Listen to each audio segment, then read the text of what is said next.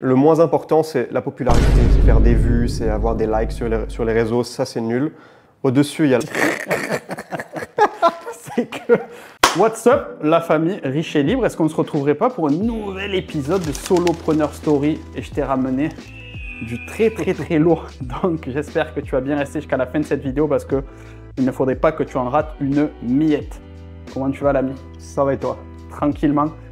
Alors écoute, je te présente un peu déjà à toi le format de cette chaîne. Et toi, je pense que tu le connais déjà, peut-être oui, peut-être non. Mais en gros, le concept de ce format, c'est justement de mettre en avant des entrepreneurs / solopreneurs, tu l'appelles comme tu veux, mais qui sont sortis un peu de la matrice, comme je l'appelle, c'est-à-dire de cette façon de vendre son temps versus à la poursuite de plus en plus de profits. Et donc de se retrouver aujourd'hui dans une espèce de juste milieu entre revenus et liberté.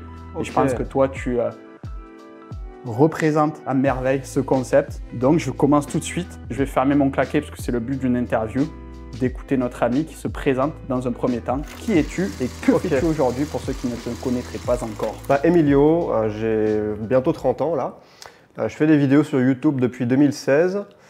Donc j'ai une chaîne YouTube, les gens me connaissent surtout pour ça, j'ai 700 000 abonnés dessus.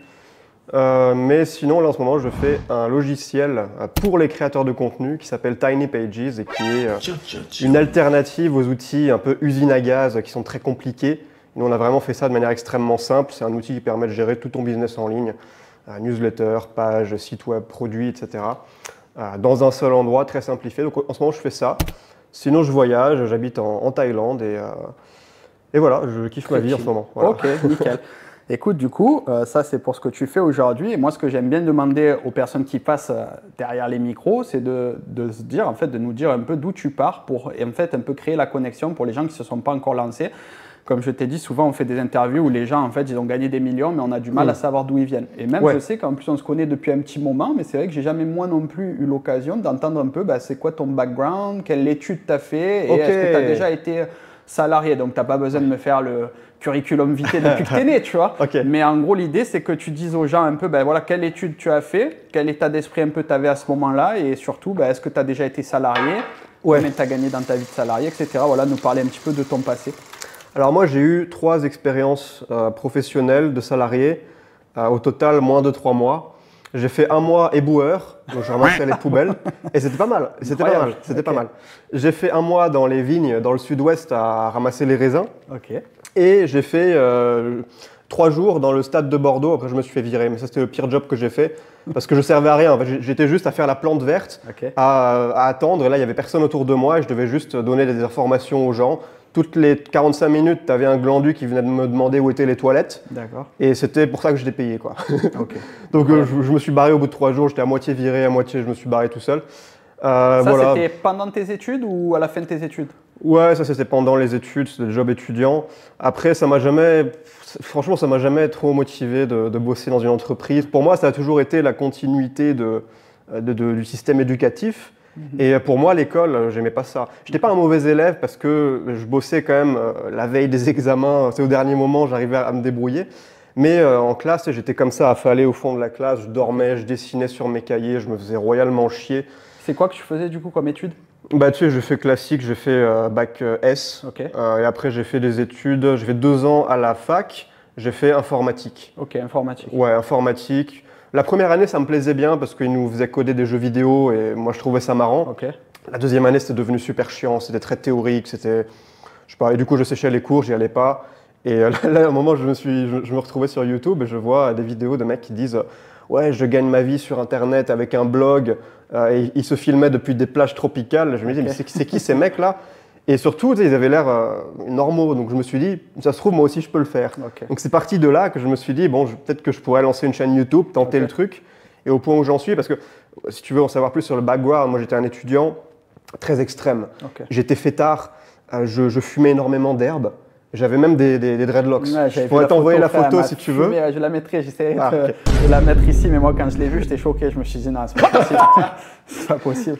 Ouais, j'ai eu ma période Rastaman. Je me mettais des grosses mines aussi en soirée avec des potes. Voilà, on se mettait des murges au bar. On sortait jusqu'à 3 h du matin, on rentrait complètement bourré. J'étais complètement accro à la malbouffe. Je mangeais du McDonald's, je sais pas, 4-5 fois par semaine. Et j'avais vraiment une hygiène de vie déplorable. Et je me sentais pas bien, j'étais vraiment dans un mal-être profond. Et surtout, je ne voyais aucune échappatoire. Parce que pour moi, le chemin tout tracé, qui allait me mener vers un job salarié, je trouvais ça vraiment nul, ça ne m'intéressait pas. Il n'y avait pas quelque chose qui me disait, tiens, je pourrais me trouver un job dans lequel je serais épanoui. Je ne voyais pas vraiment le bout du tunnel. Et le bout du tunnel, je l'ai vu avec Internet, justement. Et là, je suis allé à fond. Ce qui est intéressant, c'est que du coup, la question que je voudrais te poser, c'est que tu as fait donc des études d'informatique. Est-ce que quand tu as choisi le cursus informatique, tu avais déjà un peu dans cette idée-là d'aller faire de l'argent sur Internet, etc. Ou tu targetais quand même un métier à travers ces études-là? Non, pas du tout. Je suis vraiment tombé sur gagner de l'argent sur Internet par hasard. D'accord. L'informatique n'avait aucun lien, tu t'es pas dit je vais aller dans l'informatique parce qu'il y a un peu un métier d'avenir, etc. Bah si, je pense, mais en fait on avait une matière au lycée, c'était une matière spéciale informatique. Et moi j'aimais bien. On apprenait à coder des petits trucs en Python, là, vraiment très basique, mais c'était le truc qui m'amusait le plus. Donc je me suis dit, bon, au moins peut-être dans cette voie-là, je vais trouver quelque chose. Et je pense que si j'avais pas fait du YouTube, de la création de contenu, j'aurais pu devenir développeur freelance et devenir libre comme ça. Je pense que ça aurait été une voie alternative que j'aurais pu explorer. Ok, super. Ok, intéressant. Et donc, pendant tes études, tu as fait un peu le salariat à mi-temps. Et tu te souviens un peu de combien tu gagnais par rapport au nombre d'heures? Tu étais quoi, au SMIC? Donc, c'est-à-dire tu faisais ton 35 heures semaine ou c'était un mi-temps? Est-ce que tu as déjà connu cette fameuse rat race un peu? Genre, tu sais, les 35 heures pour le 1400 €. Tu as déjà connu ça? Tu sais, comme je t'ai dit, moi, c'était juste 2 mois. Donc, c'était SMIC, mais j'étais content. J'étais étudiant, je me suis acheté un ordinateur. 2 mois à temps plein, 35 heures semaine, CDI, CDD. Ouais, c'était temps plein. Ebower, c'était quand même assez physique. Mais moi, j'ai été allé avec un état d'esprit où je voulais donner le meilleur, je voulais me dépasser. Et j'étais à fond, je courais d'une poubelle à l'autre là pour les accrocher derrière le camion. Parce qu'en fait, ce qui était génial avec Ebower, c'est déjà qu'on était en petite équipe, on n'avait pas un patron qui nous gueulait dessus, on était en petite équipe autonome de 3, il y avait le chauffeur et on était 2 à l'arrière du camion. Et ce qui était aussi super, c'est qu'on était... notre performance impactait directement l'heure à laquelle on rentrait chez nous le soir. Donc on avait une tournée définie au début de la journée. Et si on la terminait rapidement, on finissait la journée tôt. Et si on foutait rien et qu'on traînait du pied, on rentrait plus tard. Donc ça dépendait de nous. Donc moi, ça me motivait, ça. C'est un bon moyen de se motiver, j'avoue, c'est stylé. Mais tu commençais pas super tôt, du coup? C'était pas genre à 3h, 4h du matin, la tournée? Tu avais des horaires différentes. Des fois, j'étais de nuit, des fois, j'étais la journée. C'était en juillet, donc ça cognait le soleil dans le sud-ouest. Et ça puait, tu avais des asticots dans les sacs poubelles là. Mais bon, tu t'y habitues au bout d'un moment. C'est sûr. Et j'ai des bons souvenirs de ce petit job là. Mais bon, après c'était qu'un mois. J'ai très peu d'expérience salariale. Mais parce que ça m'a un peu... les études m'ont vacciné. Ouais, tu as tout de suite compris. J'ai vite capté le truc.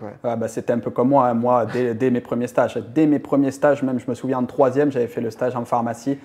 Tu sais, le stage de, je crois que c'était 3 semaines ou une semaine, je sais plus. Tu sais, en 3e, tu avais un mauvais stage à faire. Oui. Un petit stage de con à faire. Toute première expérience professionnelle de ta vie. Dès ça, j'avais tout compris, tu vois. Dès ça, j'étais là en mode, mais c'est explosé le travail que tu fais. Je me souviens des préparateurs en pharmacie. C'était genre 2 à 3 ans d'études pour ranger des cartons de médoc. En mode, on te disait, tu étais dans le background, tu étais vraiment mais genre dans le back-office de la pharmacie et tu étais en mode aspirine, Doliprane. Et c'était là et ils recevaient les gros cartons en fait, des fournisseurs et eux, ils devaient dispatcher ça dans tous les tiroirs que tu vois derrière les caisses de pharmacie, tu sais, ces gros tiroirs blancs là. Et donc, les mecs ont fait 3 ans d'études juste pour savoir reconnaître des médocs, tu vois.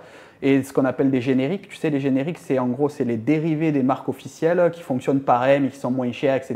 Donc en fait, les mecs, ils étaient là, ils rangeaient ça dans les tiroirs. Et j'étais en mode, mais frérot, genre, mais tu sais que tu vas te faire remplacer par ChatGPT. Il n'y avait pas ChatGPT à l'époque. Mais c'est quel métier, tu vois, j'avais pas la vision encore. Mais quand je vois aujourd'hui, en fait, je me dis, c'est vraiment un taf de robot. Et moi, quand j'avais ça en tête, je me disais tout de suite. Et puis, à chaque stage que j'ai fait dans ma vie, parce que moi, je suis parti en voie pro, j'ai fait, genre, vraiment, j'ai compris tout de suite que j'allais pas en général parce que j'étais un cassos. Et je suis parti en voie pro et donc j'avais des stages très tôt. Et donc en fait, je remercie cette voie professionnelle au final parce que tu sais, en voie générale, tu fais pas trop de stages. Tu n'as quasiment pas de stages. Les premiers stages, ils arrivent après, tu vas faire bac plus 8. Tu as 27 ans, tu es encore dans les études. C'est ça, tu n'as jamais gagné d'argent. Et en fait, tu te retrouves à 28 ans, tu t'es préparé pour un métier. Bon, en principe, quand tu fais bac plus 7, tu as des périodes de test, tu vois, des périodes de stage. Mais je sais qu'en général, les gens, ils n'ont pas leur premier stage avant la première, deuxième année de fac. Et en fait, tu as fait 4 ans, 5 ans d'études. Et en fait, tu arrives en entreprise et tu te dis, mais qu'est-ce que c'est cette merde? Et donc, l'avantage de la voie professionnelle, c'est que moi, j'avais des stages dès la seconde, dès la première. On avait des périodes de 1 mois de stage. Je me retrouvais vendeur à Jardiland. Mais j'étais en mode, il m'envoyait racler les merdes d'oiseaux, tu vois. Je me faisais chier dessus, mais no joke, hein, vraiment, histoire vraie. Hein. Je me faisais chier dessus parce qu'en fait, les volières, pour aller nettoyer les volières, là où il y a les oiseaux, en fait, si tu veux, ils t'envoient racler la merde au sol, mais tu sors pas les oiseaux de la cage pour racler les merdes au sol, tu vois. Donc en fait, tu es obligé d'aller racler les merdes au sol pendant que les oiseaux, ils sont au-dessus de toi. Donc en fait, tu es là, tu racles les merdes au sol et tu te fais chier dessus littéralement, tu vois. Donc ils te filaient une espèce de chapeau pour éviter d'en prendre dans les cheveux. Et non, mais vraiment, no joke, tu vois. Donc en fait, je suis assez d'accord avec ce que tu dis. C'est que... Je te jure, bosser en animalerie, frérot, il y en a qui vont te dire c'est une passion, t'aimes les animaux. Frérot, tu nettoies la merde des animaux. Genre, crois-moi que t'es pas dans les rayons là, à ranger les croquettes parfois, mais la plupart du temps, c'est t'arrives le matin, tu dois nettoyer les volières, les enclos, les lapins, les machins, c'est un enfer. Et en fait, quand je vois ça, et j'étais en mode, tout de suite, les stages, ils m'ont baptisé. J'ai pas eu besoin d'être salarié en fait pour comprendre que c'était un enfer, tu vois, et qu'il me fallait un exit, tu vois, il me fallait une exit way, il fallait que je me casse ici, tu vois. Donc, super intéressant. Et du coup, la prochaine question pour toi, c'est ce parallèle aujourd'hui. Donc, toi, tu as testé, même si comme moi, tu n'as pas eu vraiment de période rat race pendant 1-2 ans où tu étais là, métro, boulot, dodo, mais tu as quand même eu une expérience professionnelle comme moi où tu t'es rendu compte que, bon, vendre ton temps, c'était juste pas possible. Et aujourd'hui, on rentre dans le vif du sujet, les questions qui font mal. Combien ça gagne aujourd'hui, donc, un solopreneur sur Internet depuis maintenant plusieurs années? Et surtout, ce qui est intéressant, parce que sortir des gros chiffres comme ça, on s'en bat les steaks. Tu peux aller voir Sans permission de Yomi Denzel si tu as envie d'écouter des multimilliardaires. Nous, c'est pas ce qu'on recherche. Nous, on veut savoir surtout combien tu gagnes pour combien de travail. Ça, surtout aujourd'hui, combien tu travailles véritablement de travail, vraiment deep work, où tu es sur ton bureau. Combien de temps tu travailles par rapport à combien tu génères aujourd'hui en moyenne? Ok, bah, pour moi, c'est une question un peu compliquée parce que mon activité a beaucoup évolué. Ça fait longtemps que je suis là. Je suis un petit peu un dinosaure du web. Je sais pas, disons, il y a eu des périodes où je gagnais, je sais pas, 20, 30, jusqu'à 50K par mois. Ça, c'était les périodes où vraiment je faisais beaucoup d'audience, je lançais tout le temps des offres, etc. Bon, après, il y a des périodes aussi où tu gagnes beaucoup moins. C'est en dents de scie toujours les revenus d'un solopreneur. Bien sûr. Après, au tout début, évidemment, ça a mis du temps. Avant de démarrer, c'était pas instantané comme ça. J'étais un bon smicard du web la première année. D'accord. Je gagnais surtout avec la YouTube Money. J'avais 2 chaînes YouTube. J'en avais une sur la nutrition et une sur le développement personnel. Et je gagnais je sais pas, 1000, 2000 par mois. Et au bout d'un moment, je me suis réveillé. Je me suis dit, vas-y, je vais apprendre le marketing. Je vais utiliser les stratégies qui marchent mieux. J'ai eu cette période à fond dans l'infoprenariat où j'ai vendu beaucoup de formations. Aujourd'hui, j'ai arrêté ça et là, je taffe à fond sur mon logiciel qui est en ce moment au lancement encore. Donc, c'est trop tôt pour se prononcer en termes de chiffres vu qu'on vient juste de le lancer là. On vient juste de lancer l'essai gratuit il y a moins de 14 jours et c'est un essai gratuit de 14 jours. Donc, il n'y a pas encore eu de paiements qui sont tombés, mais ça va venir et ça, c'est plus un projet long terme. Bien sûr. Parce que si tu veux, aujourd'hui, j'ai atteint certains paliers en termes de patrimoine personnel. Ça fait 10 ans à peu près que je suis dans le développement personnel, que je m'améliore, etc. et que je fais des vidéos, 9 ans que je suis sur YouTube. Et ce que j'ai fait pour en arriver où j'en suis aujourd'hui, en une décennie, je me suis dit je ne le referai pas une deuxième décennie de plus juste pour faire x2. Donc là, je me dis je veux aller chercher de l'effet de levier. C'est aussi pour ça que je lance un logiciel qui potentiellement, si on exécute bien, on est 2 sur le projet, je me suis associé, si on exécute bien, ça peut devenir 10 fois, 100 fois plus gros. Tu peux même aller le vendre à des Américains ou dans le monde entier. C'est pas lié à ton image. Donc voilà, je me lance là-dedans aussi parce que j'ai envie de faire quelque chose de plus ambitieux que juste vendre de la formation, même si ça, c'est un business auquel je dois beaucoup. Ça m'a beaucoup apporté, évidemment. Et je continuerai probablement d'en faire de temps en temps. Voilà, c'est des sujets qui me sont demandés, mais plus en secondaire. Aujourd'hui, voilà, mon focus, c'est le logiciel Tiny Pages. Et on va en faire un monstre. Peut-être pas un monstre, mais on va vraiment amener ce projet le plus loin possible. On vous le souhaite. Mais en tout cas, donc aujourd'hui, c'est vrai que c'est difficile à répondre à cette question. Maintenant, j'en prends conscience aussi par rapport à ta réponse, de répondre exactement à un nombre précis d'heures. Voilà, moi aujourd'hui, je travaille 2 heures par jour et je gagne 10 000 € par mois. Parce que en fait, le travail d'un entrepreneur, d'un solopreneur sur Internet évolue en termes de revenus, mais aussi en termes de temps. Parfois, on est en focus. Par exemple, là, on se trouve actuellement à Kuala Lumpur et tu me racontais que tu es ici pour une semaine pour te tuer à la tâche en mode là, tu sors pas de chez toi, tu sors pas donc de ton hôtel et tu tournes des vidéos à la chaîne. Donc là, par exemple, en ce moment, tu es à 7-8 heures de taf par jour. Mais ça, c'est une semaine condensée sur peut-être un mois. Et le reste du temps, toi, je sais que tu travailles peut-être que l'après-midi, quelque chose comme ça, non? Le matin surtout. Je bosse mieux le matin parce que l'après-midi, après le déjeuner, c'est un peu mon crash d'énergie, mais je rebosse un peu en fin d'après-midi, soir. Oui, effectivement, là je suis à Kuala Lumpur en mode ermite. Le mode ermite, c'est une méthode que j'ai qui me permet d'atteindre un niveau de concentration extrême pour plier 2 mois de travail en 1 semaine. C'est l'objectif. Et là, c'est ce que j'ai fait. Je suis venu ici à Kuala Lumpur tout seul, avec le seul objectif de faire 5 vidéos par jour pendant 1 semaine. Donc là, je les ai fait. J'ai fait 35 vidéos en 1 semaine. Et donc là, j'ai du contenu à publier pour les 3-4 prochains mois. Voilà, j'ai vraiment compressé le temps. Et ce qu'il faut comprendre quand on est entrepreneur aussi, c'est que c'est pas du tout une mentalité salariée où tu vas échanger ton temps contre de l'argent. Ce que tu fais, peut-être que ça ne paiera même pas aujourd'hui ou même pas le mois prochain, mais peut-être dans 1 an. En fait, il faut penser long terme. Ça, c'est une des clés du succès, c'est de réussir à penser non pas l'argent que tu vas faire là, maintenant, tout de suite, mais de créer un effet cumulé qui, sur le long terme, va t'apporter des résultats 10 fois, 50 fois, 100 fois plus grands. Et là, c'est ce que je fais. Aujourd'hui, les vidéos que j'ai tournées ne me rapporteront rien ce mois-ci, ni peut-être le mois prochain. Le but, c'est de les publier au compte-gouttes et voilà, de faire la promotion du logiciel. Que moi, pendant que je les publie, je serai 100% concentré sur le développement de Tiny Pages. Et voilà. Ça, c'est très intéressant ce que tu dis parce que moi aussi, je suis en plein dedans en ce moment. Ce qui est difficile et je pense que c'est la barrière à l'entrée pour moi numéro 1. Je ne sais pas si tu es d'accord, mais pour moi, c'est la barrière à l'entrée numéro 1 pour les gens qui sont salariés, qui veulent transiter vers l'entrepreneuriat, c'est de se déconnecter de ce rapport je travaille, je gagne quelque chose. C'est-à-dire que quand tu es salarié, tu as vraiment cette habitude de mon temps, il vaut 9 € quand tu es au SMIC, il vaut 14 € quand tu es manager de rayon. Et en fait, d'un coup, tu lances ton business et tu te mets à me faire des vidéos. Donc, tu te mets à bosser des 10 heures par jour parfois parce que ça ne te sort pas de la tête, alors ça t'occupe, etc. Mais tu gagnes, mais tu gagnes, mais rien. Et en fait, moi, je suis en plein dans ça en ce moment. Je relance, donc je bâtis une communauté en plus dans une des thématiques qui sont les plus compliquées au monde, c'est-à-dire le make money, c'est-à-dire vendre en fait un peu cette liberté financière, lancer son business, etc. Et donc, ça fait déjà plus de 1 an maintenant que je suis sur ma chaîne. J'ai pondu quasiment 130 vidéos, 70 longues et une 50aine de shorts, parce que là, je reprends un peu les shorts. Et j'ai gagné mes couilles, tu vois. Genre là, aujourd'hui, j'ai gagné mes couilles parce que je n'ai pas encore lancé d'offre parce que vraiment, je prends mon temps pour vraiment trouver l'offre et l'angle le plus adapté à ce que moi, j'ai envie aussi, mais avec les gens que j'ai envie de travailler. Donc là, je prends mon temps. Et donc, en fait, c'est très, même pour moi qui ai de l'expérience, que comme toi, ça fait quand même 7 ou 8 ans que je suis sur Internet, même si j'ai beaucoup changé de projet, mais je le vois aujourd'hui, c'est ça la principale difficulté, tu vois. C'est vraiment d'arriver à décorréler, en fait, cet effort du revenu à court et moyen terme et à te dire ok, là la vidéo que je poste elle va me faire des vues pendant des années et puis quand je vais lancer une offre elle va me rapporter des leads, des clients, etc. Il faut avoir la vision, tu vois. Donc très important que tu le rappelles. Donc aujourd'hui, pour conclure sur cette question, si tu devais dire à peu près sur les... Donc tu t'es lancé en 2016, c'est ça? 2015-2016, donc ça va faire presque 10 ans. Combien tu penses avoir généré si on devait se lisser ça sur un mois, tu vois? Est-ce que tu aurais un chiffre en tête où tu pourrais te dire ok, j'ai gagné ça en 10 ans, même s'il y a eu la période de traversée du désert d'1 an qu'on vivra tous. Et aujourd'hui, voilà, combien tu dirais que tu as gagné à peu près par mois? Par mois, je sais pas, il faudrait faire la division dans ma tête, mais je sais pas, en termes de volume de vente, chiffre d'affaires, j'ai dû faire 2 millions, un peu plus. 2 millions de chiffre d'affaires?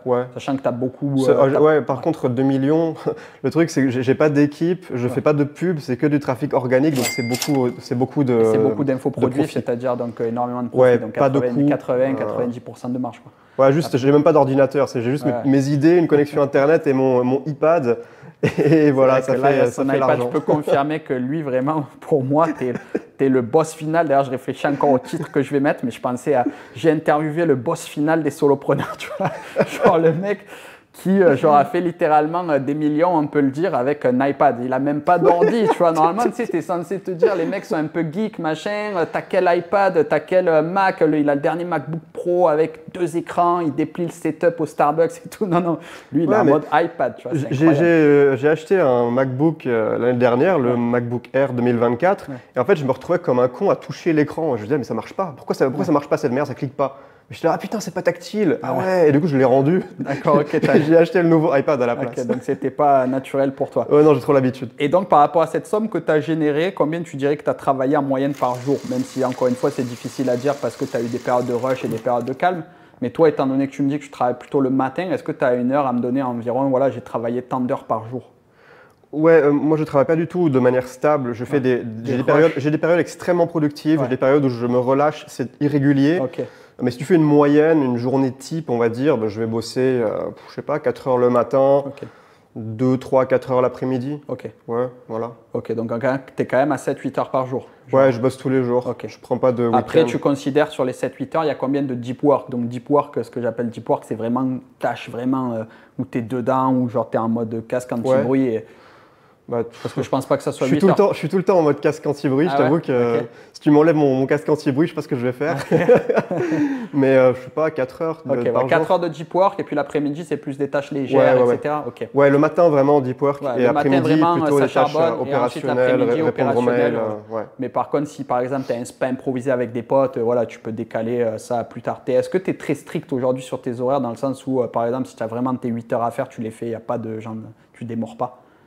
Ou est-ce que tu es quand même assez flexible dans le sens où voilà, là aujourd'hui on se voit à 4 heures, est-ce que tu avais du taf ou est-ce que tu as planifié ça à l'avance?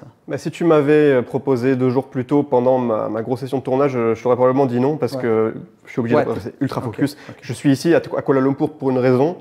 Mais là, il se trouve que j'ai fini. C'était les 7 jours précédents. Donc, moi, j'arrivais, toi, tu partais, on a eu une journée en commun, donc c'était nickel. Ouais, mais non, généralement, je suis très focus. Encore une fois, un super retour et j'aime bien ça parce que ça sort un peu de ces vendeurs de rêve aujourd'hui qui vont te dire « Ouais, moi aujourd'hui je travaille 1 heure par jour pour faire des millions ». Non, genre si tu veux faire vraiment des sous aujourd'hui, infopreneur, solopreneur, whatever, faut te bouger le cul, tu vois. Faut te bouger le cul. Ouais, il faut se dire aussi, beaucoup qui se vendent de faire des chiffres énormes. Je sais pas, ils te disent « Ouais, moi je fais 100 000 euros par mois ». En fait, ils ont fait peut-être… Tu vas voir un truc comme un camembert avec des proportions, tu en as peut-être 25%, ils ont fait une fois 100 000 euros et donc ils disent je les fais par mois alors qu'ils font moins de 10 000 la plupart des mois, ils ont juste fait un gros lancement. Totalement. T'en as, ils mentent tout simplement, t'en as, je sais pas, ils s'inventent une vie et t'en as peut-être une toute petite minorité qui font vraiment les 100 000 euros par mois. Mais il y en a qui mentent par exagération ou par omission. Tu sais, ils disent ouais, le mois dernier j'ai fait 100 000 donc je fais 100 000 euros par mois alors que c'était un mois spécial, tu sais. C'est ça. Donc il faut vraiment se méfier de ce que les gens disent parce que la majorité du temps c'est faux, vraiment. Totalement. En plus là je comptais faire une vidéo, là je pense que ça sera la vidéo de la semaine prochaine qui sera probablement sortie quand je sortirai cette interview, donc je te le mettrai ici pour que tu puisses la regarder où justement je donne mon expérience après avoir généré 1 million d'euros en e-commerce, ce que j'ai réalisé. Et donc, 1 million d'euros en e-commerce, je pourrais dire, ouais, les gars, je suis millionnaire d'Internet. Ouais, exactement, ouais, j'allais dire ça, c'est du CA. La plupart du temps, ils te disent, ouais, je fais des millions, mais c'est des millions de CA. Et des fois, ils n'ont même pas 5% de profit sur ce CA. C'est ça, 1 million d'euros en e-commerce, moi, je peux te le dire directement. Hein, genre, ça a été déjà 1 million d'euros réalisé avec un associé. Donc déjà, tu coupes en deux. Ensuite, de l'e-commerce, qu'il faut savoir est un business où tu as un des business avec le moins de marge. Et donc, sur les 1 million d'euros, je pense qu'au final, dans ma poche, je dois avoir genre un truc comme entre 150 et 200 000 euros. Tu vois, je le calculerai quand je vais faire ma vidéo. Mais tu imagines quand même déjà la tranche comme elle réduit. Genre, je vais mettre 1 million d'euros. Les gars, ils sont en mode, wow, putain, il est dans le turfu. Non, frère, j'ai fait 200 000 euros. Puis en plus, les 1 million, je les ai générés en 6 ans. Donc, lycée sur le mois, frérot, je paye le loyer, tu vois. Donc ouais, très intéressant de revenir un peu les pieds sur terre. J'aime beaucoup les business avec un haut pourcentage de profit, des business très efficients. Et pour ça, il y en a deux, c'est les deux que je fais, c'est l'infoprenariat, infoproduit et SaaS. Et SaaS aussi, tu peux avoir des très hauts profits. Vente d'informations ou vente de services. Donc, on va donner d'ailleurs un exemple de SaaS. De SaaS, Tiny Pages. Tiny Pages, mais SaaS, Tiny Pages, les gars. Non, mais c'est par exemple, pour le mailing, tu as MailChimp, ActiveCampaign, GetResponse, tous ces outils. Ça, c'est pour l'email marketing, mais après même… un très connu qui te viendrait en tête. Par exemple, Google Sheets, c'est un SaaS. Google Sheets. C'est juste un service en ligne, c'est un logiciel, mais dans le cloud, sur Internet, que tu utilises sans devoir télécharger sur ton ordinateur. Donc voilà. Écoute, parfait. Qu'est-ce que du coup, la question que je te poserai maintenant, c'est même si tu as déjà un peu répondu, c'est quoi ta vision pour les 5 prochaines années? Qu'est-ce qu'on peut te souhaiter là pour les 5 prochaines années? De faire de Tiny Pages un énorme succès. Je pense que je continuerai toujours de faire du contenu parce que j'aime bien. Tu aimes bien partager tes idées, etc. Ouais. J'ai beaucoup d'idées et j'aime bien enseigner des choses aux gens. Des fois, j'aime bien inventer des systèmes pour améliorer ma vie et du coup, j'aime bien faire des vidéos aussi. Mais mon focus sur les 5 prochaines années et même je dirais sur les 10 prochaines années, ça va être le SaaS. Ça va être aider les créateurs à simplifier leur business, à se libérer des usines à gaz qui aujourd'hui dominent le marché encore en 2025. Mais on va donner un bon coup de pied dans ce marché vieillissant avec Tiny Pages. pour aller un peu plus loin dans cette question, moi ce que j'aime bien demander, c'est faire la séparation entre temps et argent aujourd'hui. Dans ta vie actuelle, est-ce que tu t'es posé une question par rapport aux 5 prochaines années? Est-ce que tu as envie de travailler davantage, gagner plus? Comment tu te positionnes par rapport à ça? Tu sais, il y en a qui arrivent à un moment où, par exemple, Enzo, c'était moi je veux faire x2 je veux faire plus de millions, etc. Mais j'ai quand même envie aussi de lever le pied, tu vois. Et il y a toujours, pour moi, c'est des rouages que tu tournes un peu en mode je veux gagner plus, travailler moins, etc. Tu vois, comment tu vois ça un peu toi aujourd'hui? Ok, moi j'ai une hiérarchie de valeurs très claire. Le moins important, c'est la popularité, c'est faire des vues, c'est avoir des likes sur les réseaux, ça c'est nul. Au-dessus, il y a l'argent, c'est mieux de gagner de l'argent. Il vaut mieux être riche et anonyme que pauvre et célèbre. Totalement. Au-dessus de l'argent, il y a la liberté. Pendant longtemps, c'était ma top valeur, la liberté, je veux être libre dans ma vie. Maintenant, j'ai une valeur au-delà de la liberté, c'est la créativité. Je veux m'amuser dans ce que je fais. Pour moi, c'est plus important que la liberté, c'est de prendre du plaisir et d'être stimulé intellectuellement dans mon activité. Voilà, pour moi, c'est ça le plus important. Ok, donc sur les 5 prochaines années, tu n'as même pas vraiment réfléchi en termes de je veux gagner plus ou alors je veux travailler moins, tu veux juste t'amuser, quoi. Tu veux prendre plaisir. J'ai déjà assez d'argent. J'ai déjà assez d'argent. J'ai fini le game, j'ai fini le jeu. Je suis pas richissime, que ce soit, je ne suis pas richissime. Mais je ne suis pas en insécurité financière et si je me lance dans le SaaS aujourd'hui, ce n'est pas pour gagner un maximum d'argent, même si peut-être un jour on fera un exit à 50 millions, j'en sais rien, c'est pas impossible. Mais je ne le fais pas pour l'argent, je le fais parce que ça m'éclate. Je m'éclate. Et après, l'argent, c'est plutôt une mesure de ton succès. Si tu fais un SaaS et que personne ne l'utilise, à quoi bon? Tu n'as pas de retour, c'est pas stimulant, tu te fais chier. C'est quand même cool de voir des gens te payent parce qu'ils trouvent de la valeur, c'est la preuve. C'est la plus belle preuve, c'est quand les gens sortent leur carte pour acheter tes produits ou tes services parce qu'ils y trouvent de la valeur et ça les aide vraiment à améliorer leur vie ou leur business. Donc voilà, moi aujourd'hui, la raison pour laquelle je le fais, c'est surtout parce que ça me fait kiffer. J'ai besoin d'être stimulé intellectuellement dans des projets ambitieux où je peux voir loin et voilà, et mettre mon énergie dedans. C'est une très belle conclusion, je pense, parce qu'aujourd'hui, les gens sont tellement focalisés sur l'argent, ce qui est vrai, quand tu n'en as pas, tu veux faire de l'argent. Mais on voit qu'après l'argent… Je précise que c'est vrai que quand tu n'as pas d'argent, si quelqu'un te dit « Ouais mec, il faut que tu penses long terme », tu vas lui dire « Ferme ta gueule, il faut que je remplisse mon frigo ». Donc c'est très vrai. Il faut d'abord se sécuriser un minimum. Mais attention, parce qu'il y en a qui vont, pour se sécuriser, pour l'argent là maintenant tout de suite, ils vont faire du sale. Ils vont griller leur réputation sur Internet. Tu sais, ils vont faire des business un peu shady, des business, ils vont un peu scammer, tu sais. Et après, ça va les suivre toute leur vie. Donc, il faut savoir penser long terme, en termes de protéger ta réputation aussi, ne pas faire de la merde, faire de l'argent, mais sérieusement, en travaillant et en apportant de la vraie valeur économique Puis sur le savoir marché. ce que tu poursuis, c'est-à-dire que oui, poursuivre l'argent, c'est une chose, mais l'argent pour… Tu vois, l'argent pour, c'est-à-dire qu'à un moment donné, ok, tu as la liberté, voilà, bravo, Emilio aujourd'hui est libre financièrement, au sens propre du terme. Et on voit qu'aujourd'hui, son but, c'est pas de se la branler et puis de finir tous les jeux sur PlayStation 5. On voit qu'aujourd'hui, certes, tu as de l'argent, c'est bon, tu es libre financièrement. Si tu as envie, tu ne travailles pas pendant les 2 prochains mois. Mais on voit quand même que ce n'est pas ça la solution. Et je pense que ça va parler à beaucoup de monde qui pensent que s'ils étaient riches, c'est bon, ils ne branleraient plus rien. Non, lorsque tu es riche, en fait, tu vas chercher un étage supérieur qui est contribution, créativité, religion, spiritualité. Il y a toujours un étage à aller chercher au-dessus qui te sera manquant. Mais bien évidemment, et on le voit sur la pyramide de Maslow, à un moment donné, il faut manger. Donc c'est sûr qu'au début, focalise-toi sur faire du profit. Et après, on verra genre te faire plaisir, créativité, tout ça.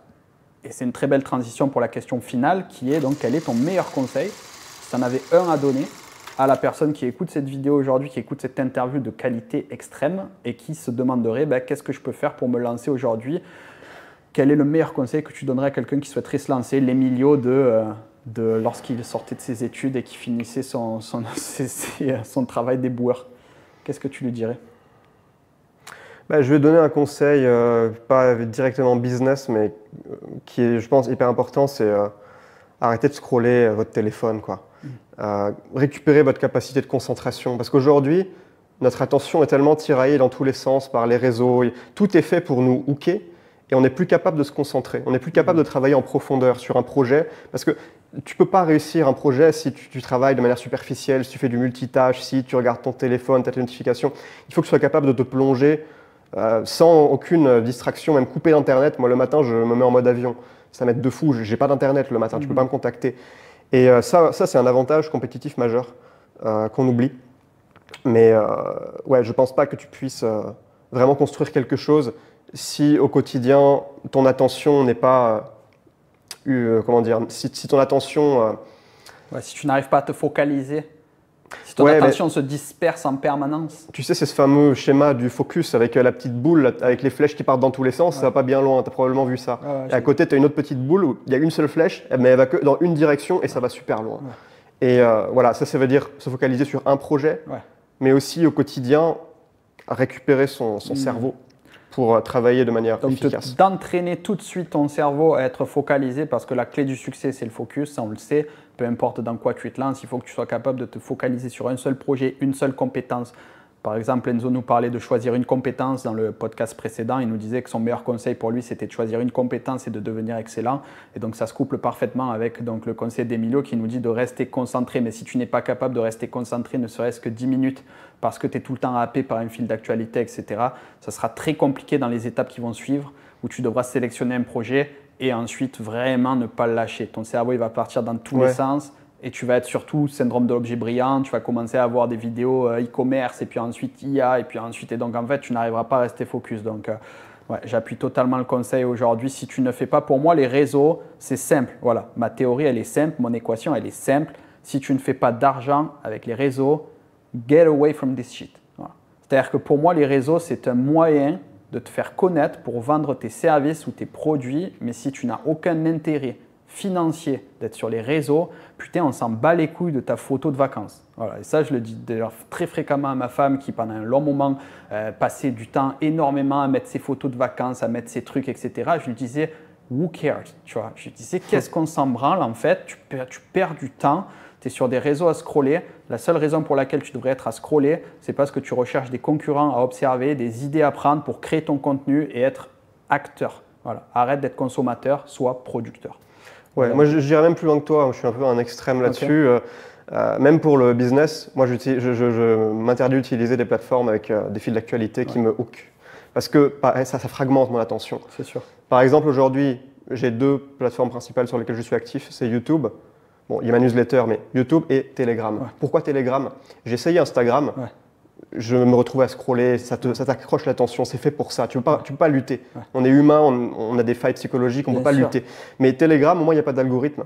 Donc, je peux partager des idées avec les gens qui me suivent sans me laisser distraire. Tu vois. Et donc, je reste concentré parce que même si tu utilises Instagram pour le business, tu vas quand même être… tu vas forcément… Ce que je veux dire par là, c'est que ça dépend le business model que tu as choisi. Par exemple, si tu choisis d'être TikToker, c'est-à-dire de faire de la monnaie, enfin de l'argent avec la TikTok monnaie, tu es obligé d'avoir TikTok, tu vois, de comprendre les trends. Tu vois. Oui, bien sûr. Donc, ça dépend le business model. Évidemment, je suis d'accord avec toi. Si aujourd'hui tu es blogueur, oui, avoir Instagram, ce n'est pas forcément la chose la plus importante. Mais c'est clair qu'aujourd'hui, les réseaux, c'est un moteur. Moi, je le vois comme vraiment un outil qu'il faut que tu saches contrôler et utiliser. C'est assez dur de le faire. Mais je suis d'accord avec toi, il faut vraiment que tu sélectionnes le moins possible de réseaux. Moi, tu vois, aujourd'hui, c'est un peu comme toi. Aujourd'hui, oui, j'ai choisi d'utiliser les réseaux pour me faire connaître, évidemment. Mais je n'ai que 2 réseaux. Pareil, j'ai Instagram et YouTube. Je cross-poste un peu sur TikTok, mais par contre, mon réseau principal de prédilection, c'est YouTube format long et ensuite Instagram sur le côté pour essayer de choper un peu plus de traction, comme tu l'avais fait par exemple, je me souviens, il y a je crois 2 ans où tu avais tout explosé en short, mais tu t'es vite rendu compte qu'en tant que créateur de contenu comme en tant que consommateur, c'est une plateforme qui te happe, quoi. Donc, il faut vraiment que le retour sur investissement il soit là. Après, moi, quand je faisais les shorts, je regardais aucun. Paradoxalement, ça, tu je scrollais pas. Juste, je les balançais sur les plateformes vite fait là, mais je n'avais pas les applications sur mon téléphone, rien du tout. Dis le gars qui faisait des millions de vues sur ses shorts, quand même, c'est ça qui est incroyable. Hein. Non, mais c'est pour ça que ça me fait marrer. Ça me fait marrer quand les gens ils disent il faut analyser les trends, il faut regarder ce qui se fait.